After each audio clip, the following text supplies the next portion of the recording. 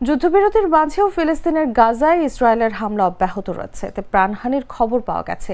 এ অবস্থায় ইসরায়েল ৫ ফিলিস্তিনি বন্দীকে মুক্তি দিয়েছে এবং আরও ৪৫ জন ফিলিস্তিনের মরদেহ হস্তান্তর করেছে। মঙ্গলবার আল জাজিরার এক প্রতিবেদনে এ তথ্য জানানো হয়েছে। মুক্ত বন্দীদের মধ্যে গাজার দের আল বালা এলাকায় আল আকসা হাসপাতালে চিকিৎসার জন্য নেওয়া হয়। মানবাধিকার সংস্থাগুলোর তথ্য অনুযায়ী এখনও হাজার হাজার ফিলিস্তিনি অভিযোগ ছাড়াই ইসরায়েলে আটক রয়েছেন। গাজার স্বাস্থ্য মন্ত্রণালয় জানিয়েছে, ফেরত পাওয়া মরদেহগুলোর মধ্যে অনেকের শরীরে নির্যাতনের চিহ্ন ছিল এবং কোনো শনাক্তকরণ ট্যাগ ছাড়াই সেগুলো হস্তান্তর করা হয়। এদিকে যুদ্ধবিরতি সত্ত্বেও ইসরায়েল দক্ষিণ গাজার রাফা এলাকায় হামলা চালিয়ে অন্তত ৩ জনকে হত্যা করেছে। এছাড়া গাজা সিটিতে গুলিতে আহত হয়েছে এক শিশুসহ ৩ জন। গাজার গণমাধ্যম কার্যালয়ের দাবি, যুদ্ধবিরতি শুরু হওয়ার পর থেকে ইসরায়েল অন্তত ১২৫ বার চুক্তি লঙ্ঘন করেছে, যা নতুন করে সংঘাতের আশঙ্কা বাড়াচ্ছে।